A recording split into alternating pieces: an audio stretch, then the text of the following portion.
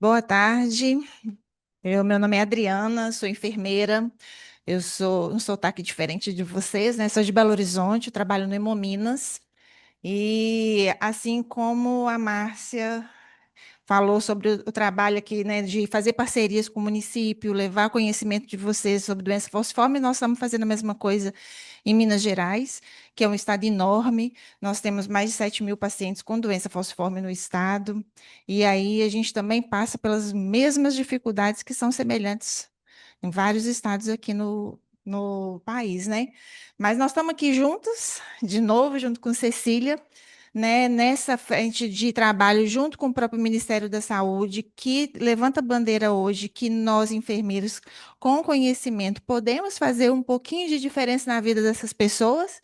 Eu falo um pouquinho porque, como a Márcia de manhã falou sobre a questão de políticas públicas, que a gente precisa de melhorar, precisa de dar um embasamento para a gente, precisa de dar um respaldo para o nosso trabalho, mas nos colocando aqui na pessoa de profissionais que a gente precisa assumir o que nós nos comprometemos a fazer. Escolhemos ser enfermeiros, então que a gente execute com, né, nobreza, com bastante eficiência o tratamento que a gente tem que dar para o outro.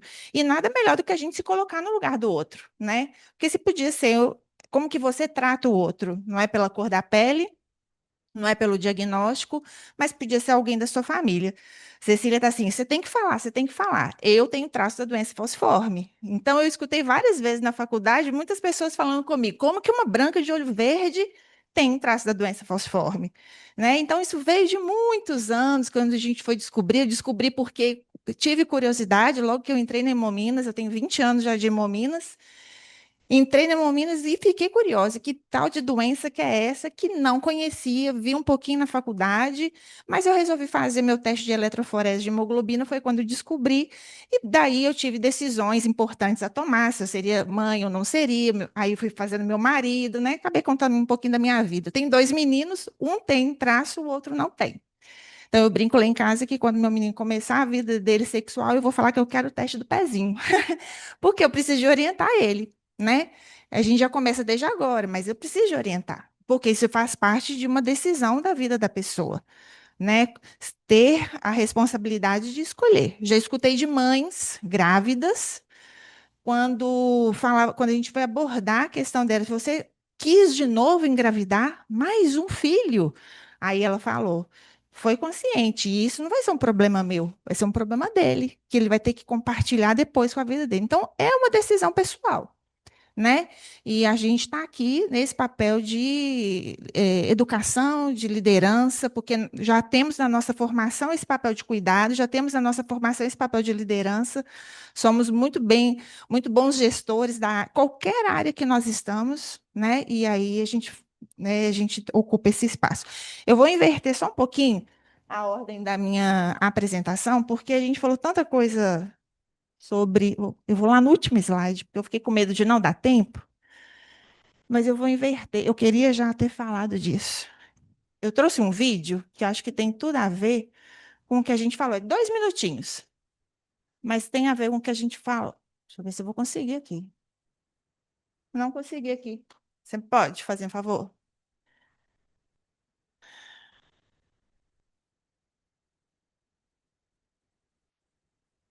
Ah, não deu aí? Ah, não é possível. Consegue copiar ele para mim? Posso. Pode ser. Tá bom. Então, eu vou começar, diferente da aula que as meninas deram aqui um pouquinho, a minha apresentação, ela é um bem livro, né?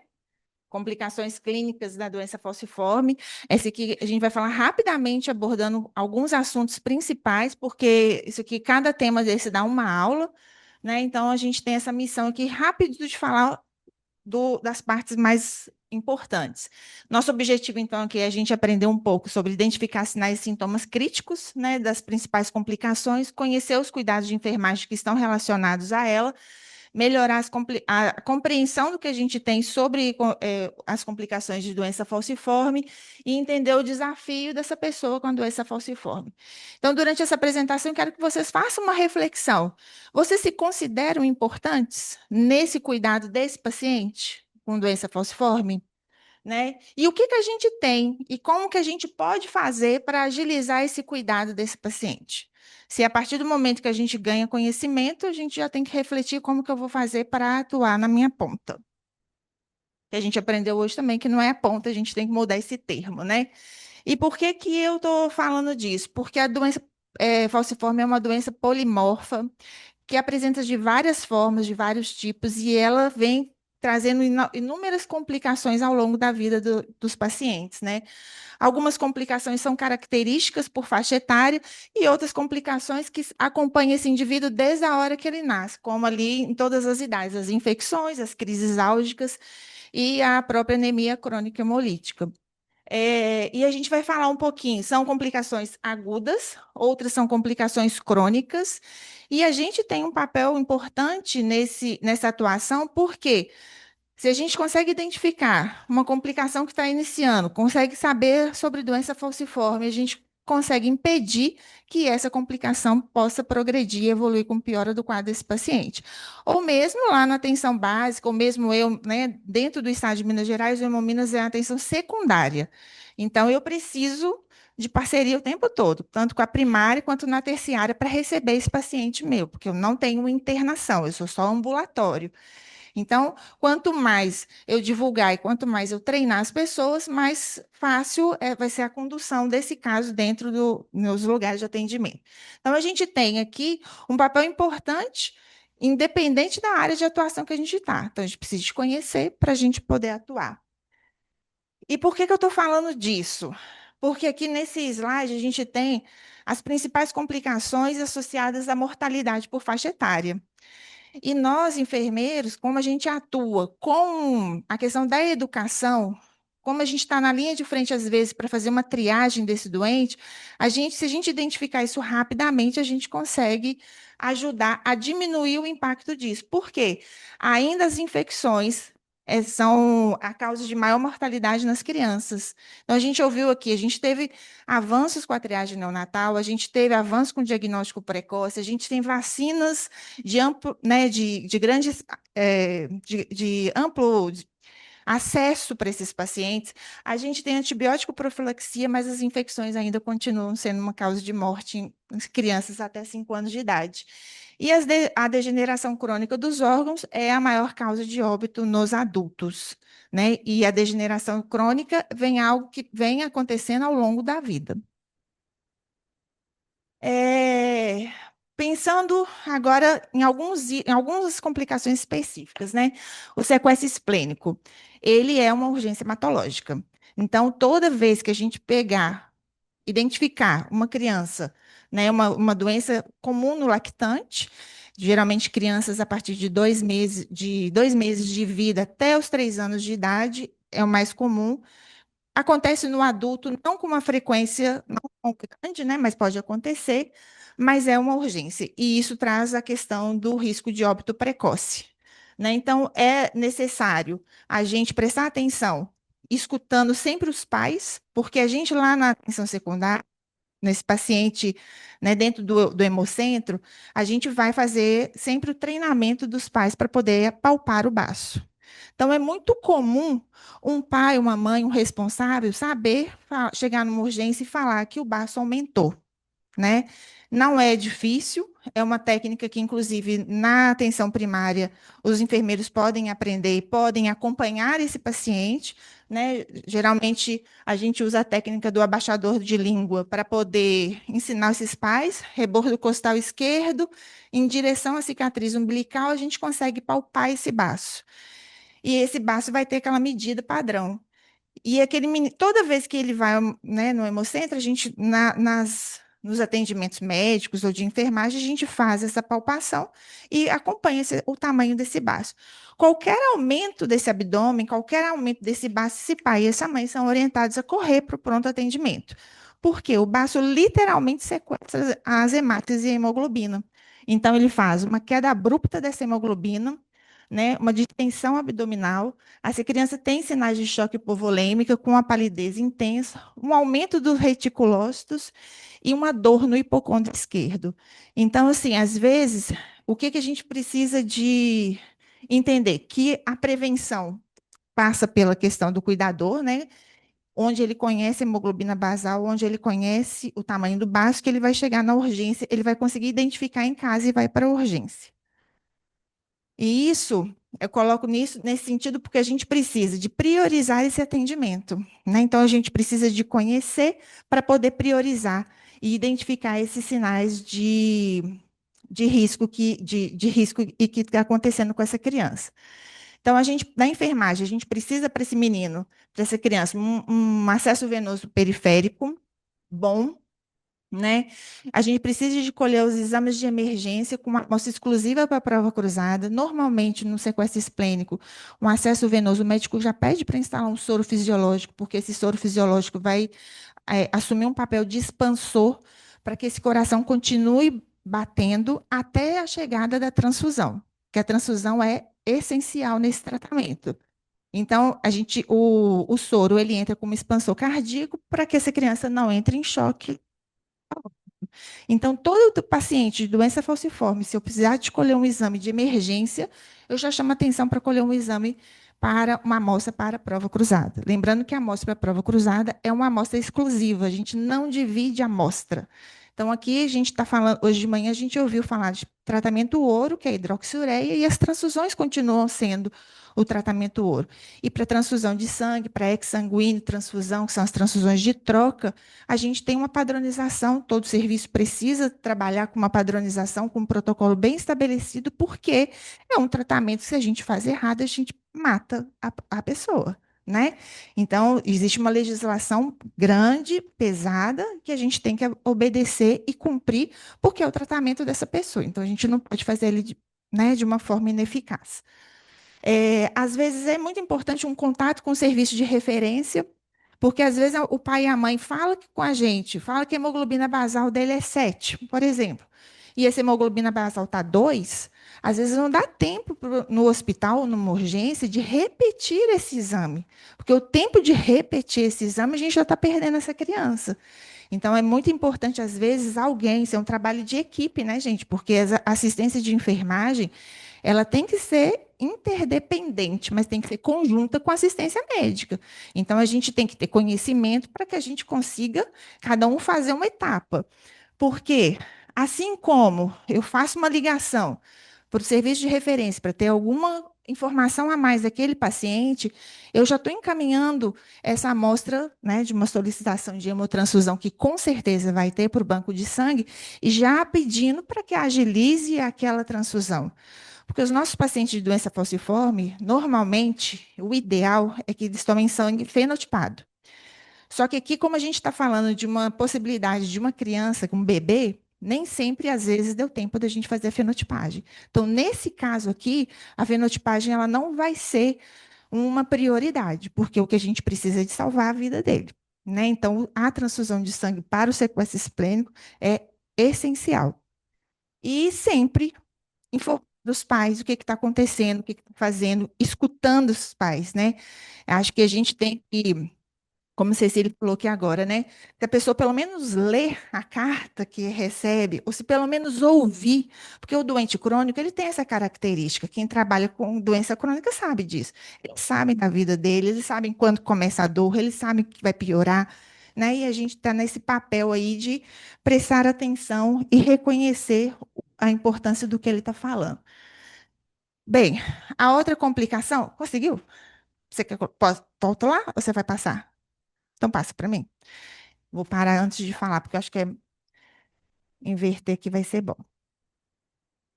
Não é propaganda que eu estou fazendo, mas é para a gente refletir, porque é o que a gente precisa, é que a gente falou hoje a manhã inteira e a gente vai continuar falando.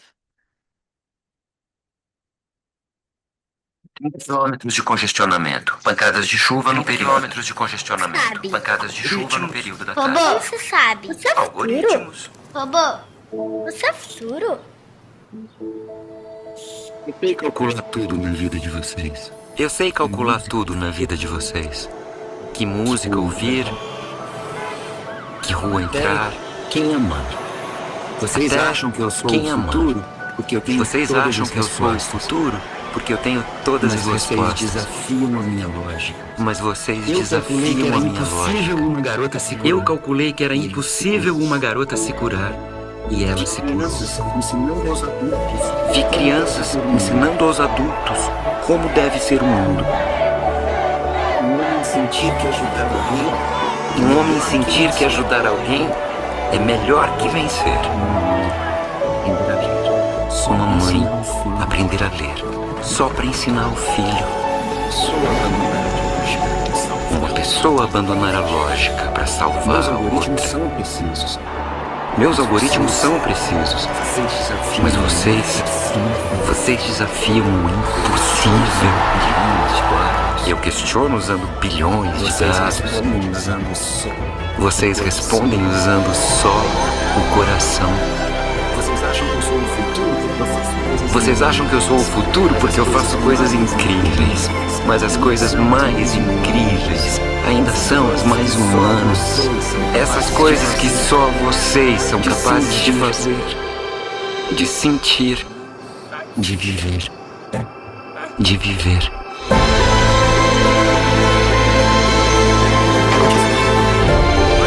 Descobri. É você. Você é o futuro. E tal, por um futuro cada vez mais humano. É para a gente refletir que o que a gente está precisando de vocês, né, do trabalho nosso de enfermagem, é essa sensibilidade que só a gente tem. Não adianta, a gente está usando tecnologia hoje para várias coisas e graças a ela nos ajuda muito em vários outros itens, mas o que o paciente de doença falciforme precisa é dessa sensibilidade, sabe? Desse olhar carinhoso, desse olhar atento, né?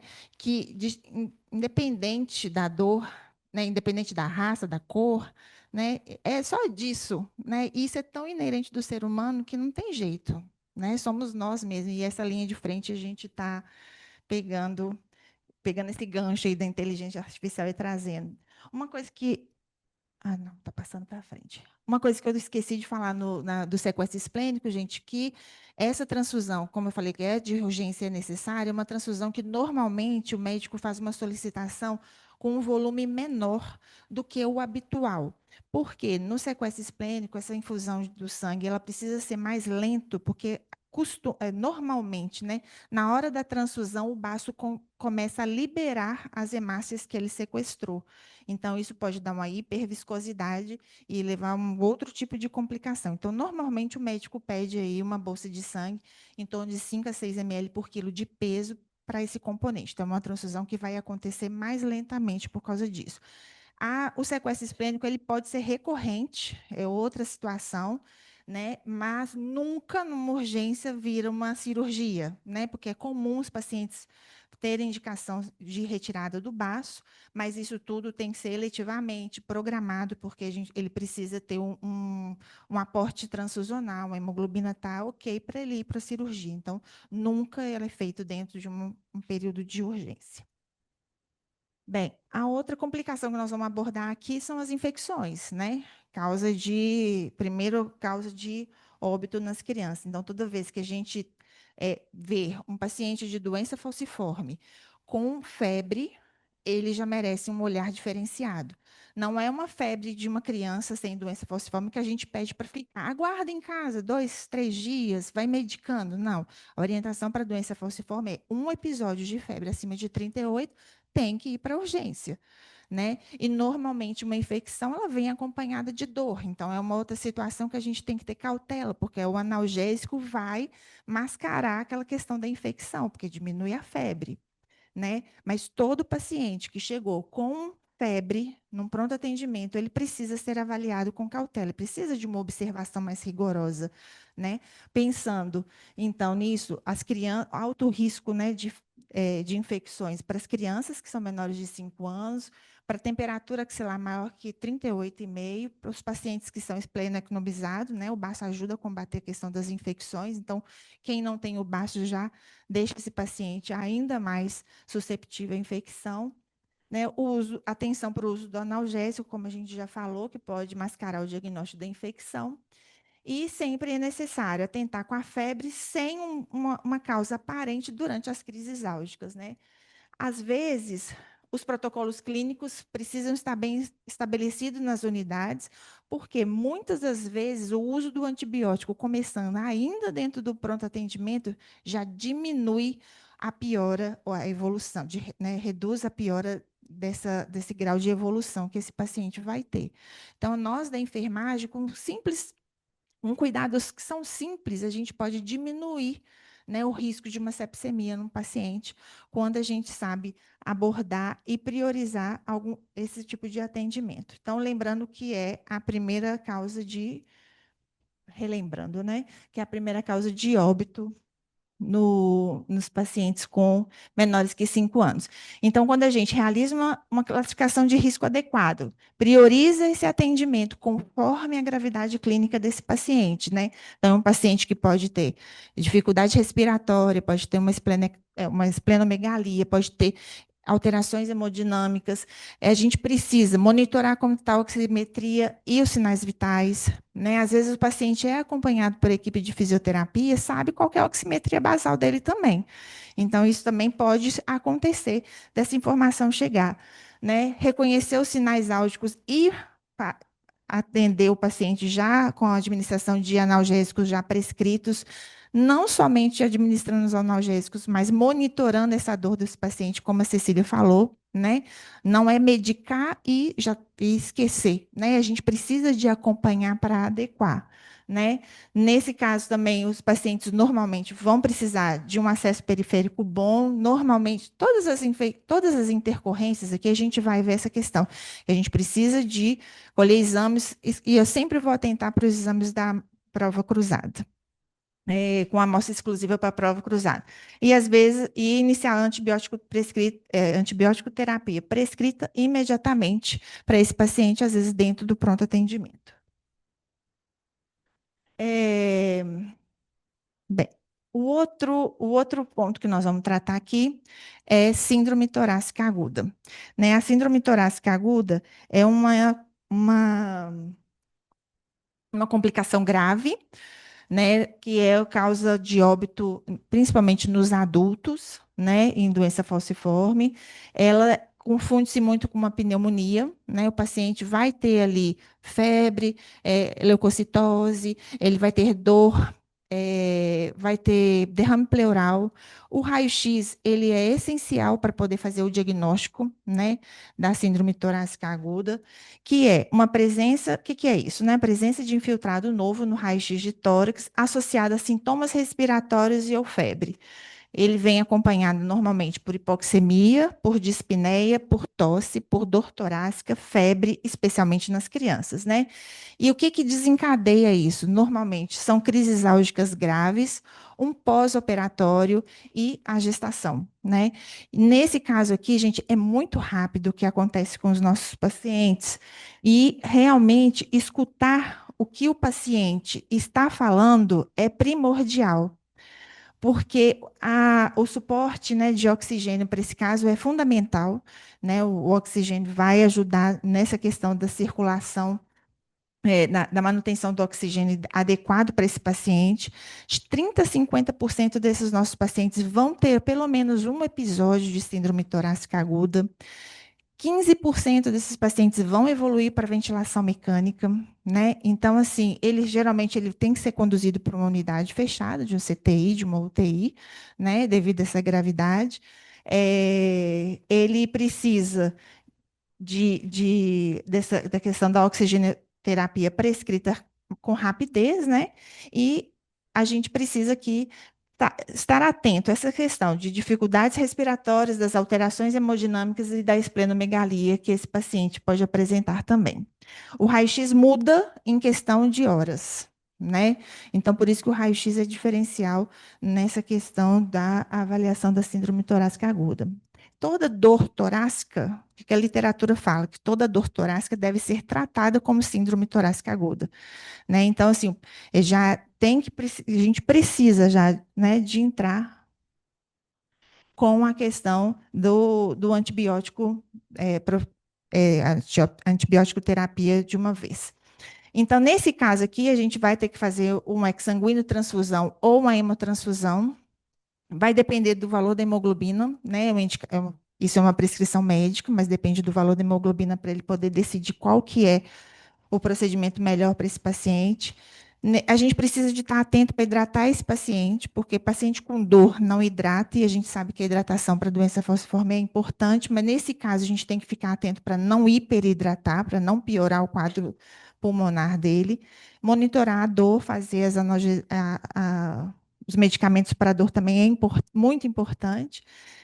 E estimular a fisioterapia respiratória e deambulação, se ele tiver internado, né, se tiver o serviço de fisioterapia para auxiliar, todo paciente, o que a literatura fala também, que todo paciente internado, ele já devia já começar a fazer a profilaxia para tromboembolismo pulmonar, né, e para a questão da síndrome torácica aguda. Por quê?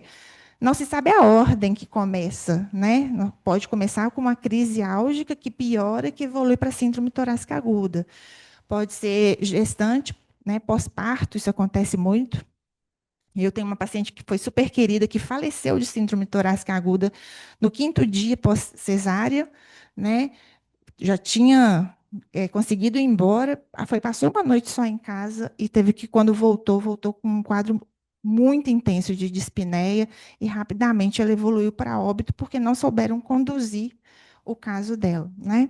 Era pós-parto, nesse caso.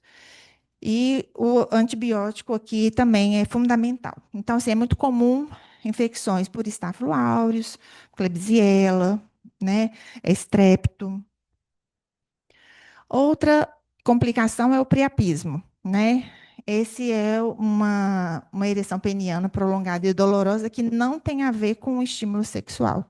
Então, o que a gente passa, o que os nossos pacientes passam? São situações de extremo desconforto e de extremo descaso, né? A gente teve um treinamento que a gente deu online que uma enfermeira disse que chamaram a polícia para o paciente que estava, né, no pronto atendimento, porque ele era um tarado. Foi assim que essa pessoa falou para a gente durante um treinamento. É um caso triste, que acontece com muita frequência, porque as pessoas não conhecem e distratam isso. Então, assim, e é um caso, é muito subnotificado. A gente que tem contato com o paciente todo dia, às vezes ele tem dificuldade de ir lá para o nosso serviço mesmo, né? A gente já teve situações de paciente que ficou 7 dias em casa, né? Porque ele tinha vergonha até de sair, de contar para a mãe dele, né? E isso acontece a partir dos 12 anos de idade, pode chegar até os 20 anos de idade. 90% dos pacientes vão ter pelo menos uma crise de priapismo, né? As medidas que são medidas simples podem ajudar, então isso tem muito papel nosso de orientação, né? De não beber muito líquido antes de dormir, porque isso acontece muito no período da noite, né? Esvaziar a bexiga antes de dormir, subir, descer a escada, fazer flexão com a perna, são situações simples, orientações simples, cuidados básicos que podem melhorar. O banho, a compressa, né? Aí o que a gente tem que orientar para esse paciente? Olha, até 2 horas, fazendo todas essas medidas, dá para tentar contornar em casa. Acima de 2 horas não tem jeito, tem que ir para um pronto atendimento, por causa das complicações de quanto mais tempo ficar, né, com essa complicação para a vida dessa pessoa, né? Então, ali fala que são 2 tipos de priapismo, tem o intermitente, tem o contínuo, intermitente com duração de 2 a 4 horas, causa muita dor, né? Precisa de também medicar a questão, controlar essa questão da dor, e o priapismo contínuo, que é o grave com maior de 4 horas, com duração maior que 4 horas, com maior risco de impotência, essas complicações, né? A orientação é que tenha um urologista para fazer uma avaliação. Muitas vezes pode acontecer a necessidade de uma drenagem dos corpos cavernosos com irrigação, né? Ou com aplicação de um vasodilatador, né? Quem faz isso é um urologista, né? Mas para poder melhorar e para poder aliviar essa situação. Então, como a gente falou, e é muito subnotificado, porque às vezes o paciente não quer nem chegar, não contar, não procurar ajuda. Então, vão trazer muitos impactos psicossociais, né, em relação a essa complicação, que são os emocionais, né, a ansiedade, a vergonha, o desespero, a depressão. Isso traz discussões pesadas, difíceis sobre sexo e sobre o impacto isso na intimidade de um relacionamento. Comprometimentos nas atividades laborais, vários relatos, vários de pacientes que já passaram situações complicadas em momentos de trabalho que foram questionados, né? Isso é uma outra questão. E o isolamento, porque eu não, né, a gente não, ele não vai querer se aproximar e manter essas relações próximas por causa dessa complicação. É um distúrbio de autoimagem emocional. Até agora eu não aprendi a passar aqui. É, Aqui a gente já falou bastante coisa sobre isso, né? A questão de garantir um espaço reservado e preservar a individualidade desse paciente, né, gente? Num local apropriado, separado por um biombo, né? Numa sala isolada, se possível, né? Porque realmente é uma complicação delicada. Às vezes a gente precisa da ajuda até de psicologia, né? Porque traz um desconforto não só para o paciente, mas para nós que estamos atendendo, né? Mas isso a gente tem que desmistificar e tratar com muito respeito, mas com o objetivo de ajudar e minimizar essa dor que ele está sentindo. Para isso também a gente precisa de acesso venoso, hidratação venosa, as medidas locais, como a gente já falou, a analgesia prescrita. Ah, aqui eu já falei praticamente tudo. Uma das coisas que vai ser solicitado pelo médico é o exsanguíneo transfusão. Não sei se vocês sabem, exsanguíneo transfusão. A gente faz uma sangria para tirar a quantidade, a hemoglobina S desse paciente vai estar alta. Então, a gente precisa de tirar o sangue dele. Esse sangue é desprezado e logo em seguida a gente entra com uma transfusão de sangue. Então, é isso que chama exsanguíneo transfusão parcial. A gente tem a manual, que é a mais comum que a gente faz, e a gente tem a automatizada, que chama eritrocitaférese, que hoje não é tão comum e tem em poucos lugares, né? Pelo menos aqui no Brasil ainda não é tão comum. Mas esse é o procedimento que a gente tem que fazer, que chama exsanguíneo. Para o priapismo é o mais utilizado. Então, a gente precisa reduzir a taxa de hemoglobina S e precisa depois de infundir para ele um sangue novo. E o apoio da psicologia, como a gente já tinha falado. E é como a Cecília até falou, a gente tem que saber o que, que ele fez em casa, para poder a gente orientar e cercar, que a gente às vezes precisa de reorientar, ou a gente pode associar coisas que ele já fez. Porque a gente já fez, não melhorou, já fez certo, fez errado, na subdose, né? O que, que a gente pode fazer? Isso também no priapismo é muito importante a gente entender o que, que aconteceu e o que, que ele fez. E o que, que desencadeou isso. Aqui também já falei tudo, e é muito importante quando um paciente está internado, quando a Cecília falou de avaliação final na alta, né, para uma orientação que seria assim, fechamento, né, daquele momento, as orientações para que ele faça em casa, é assim, colocar na cabeça de vocês que todo paciente de doença falciforme ele tem um centro de referência, então ele tem um acompanhamento regular, né? E aí, como a gente ouviu falar muito aqui hoje de transição e vai ouvir falar mais um pouquinho, nessa faixa etária do adulto, do adolescente para o adulto, onde ele passa a tomar conta da vida dele, a gente tem várias complicações que aparecem, né? Então, uma das orientações que cabe a vocês que não estão dentro desse serviço próprio é orientar que esse paciente retorne ao serviço, né? Retorne para poder, se as consultas dele estão regular, né? Que se puder, com um relatório, sim, da internação, por que não de um relatório da enfermagem também de ações que foram feitas né, efetuadas no momento que ele estava no hospital, porque a gente precisa também saber das coisas que acontecem com o paciente. E é uma luta frequente a nossa da adesão do paciente. Na hora dos problemas, ele quer que o centro tratador seja o responsável por ele, mas a gente não dá conta de tudo, por isso a gente está fazendo essas parcerias. Mas a gente também precisa da cooperação dele também quanto a esse acompanhamento regular. Então, é muito importante que vocês, conhecendo o que ele tem, que ele procure o centro para, né, para manter essas consultas dele atualizadas. As complicações neurológicas são diversas, né? São muitas complicações que podem acontecer. Aqui a gente só vai dar uma pincelada no AVC, que a gente julgou que é um dos mais graves, que são rotineiros, né? É comum nas crianças o AVC isquêmico, mais comum nos adultos o hemorrágico, porque está associado a outras comorbidades, mas ele acontece, né, em qualquer idade também.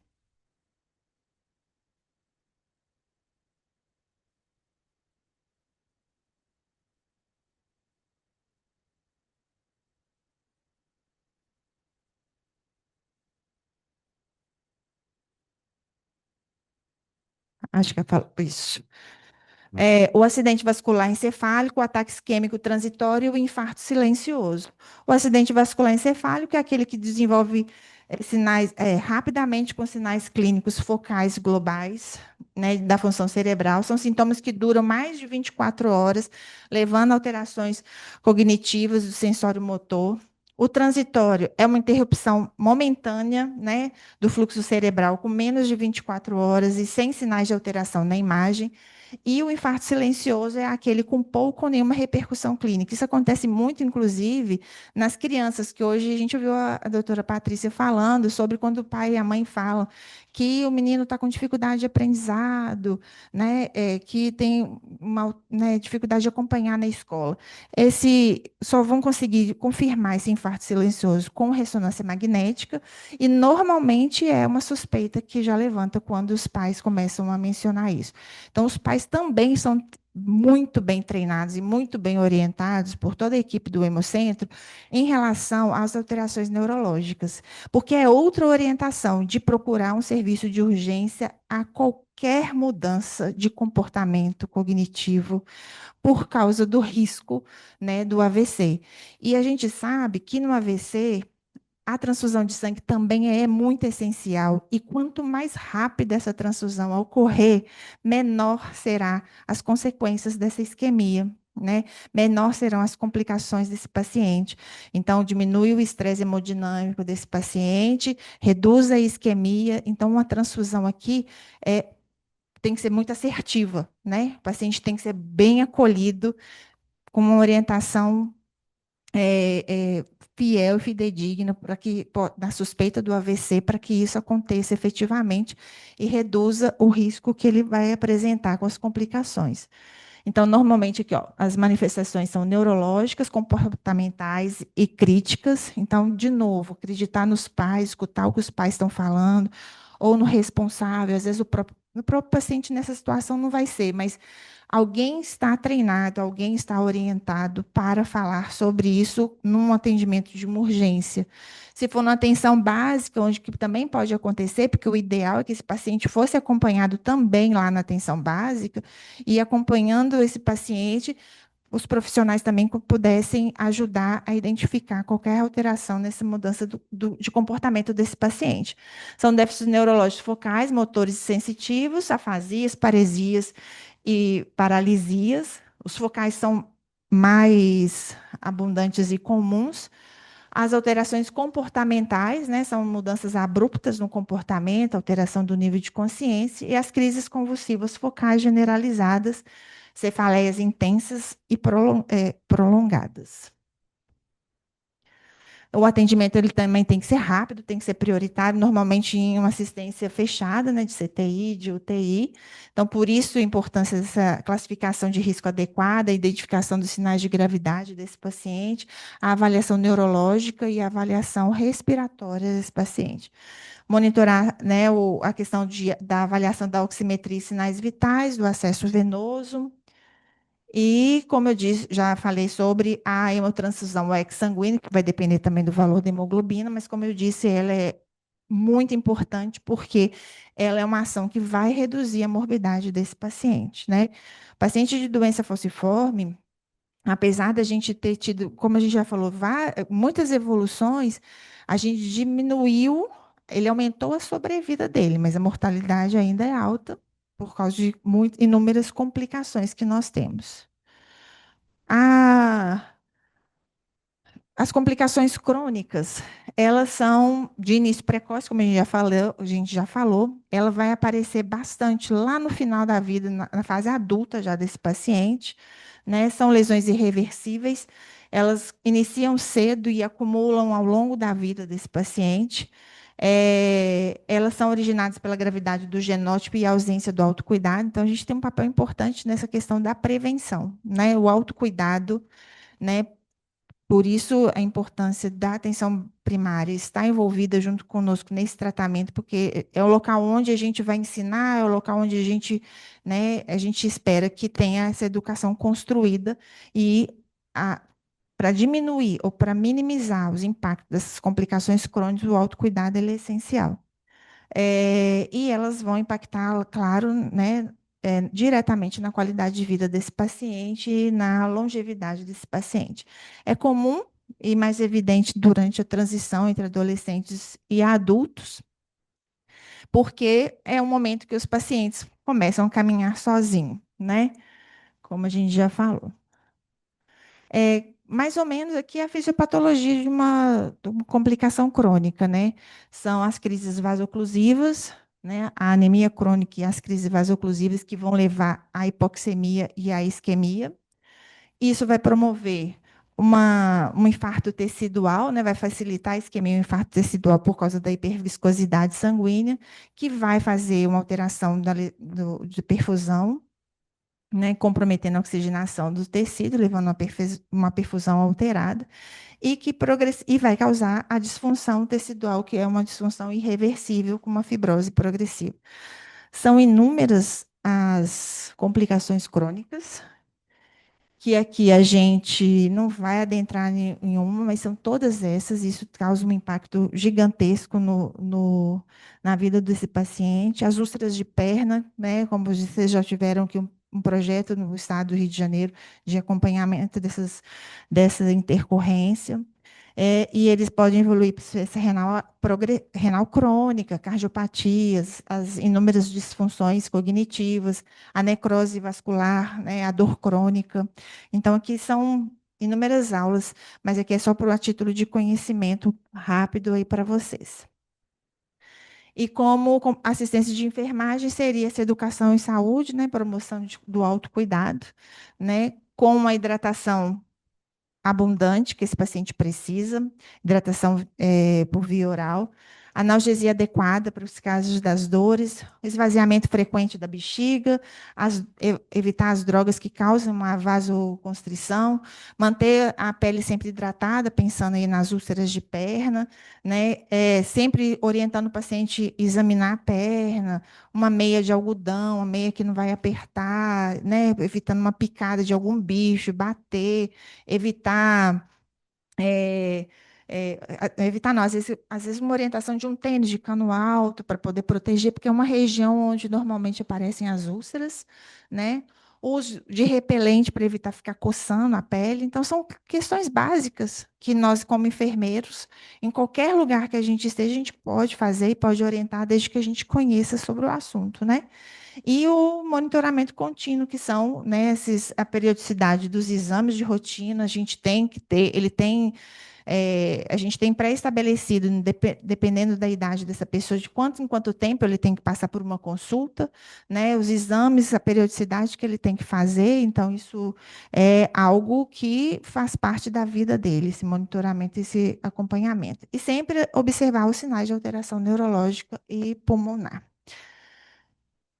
Então, quando lá na frente a gente pensou, refletiu se a gente era importante ou não, antes era uma dúvida. Hoje eu falo que é uma certeza, né? A gente nesse papel, fazendo bem feito o que a gente se propõe a fazer, a gente pode fazer uma mudança na vida dessa pessoa, né? E eu espero assim ter facilitado um pouquinho, ter colocado uma pecinha mesmo de um quebra-cabeça na mente de vocês, para que vocês tenham interesse de procurar saber mais, ler mais, estudar mais, que essas informações que vocês estão carregando não fiquem só com vocês, porque o conhecimento tem que ser divulgado, a doença falciforme precisa ser mais conhecida, né? Menos discriminada, ela precisa ser falada de uma forma que a gente possa melhorar a qualidade de vida desse paciente, né?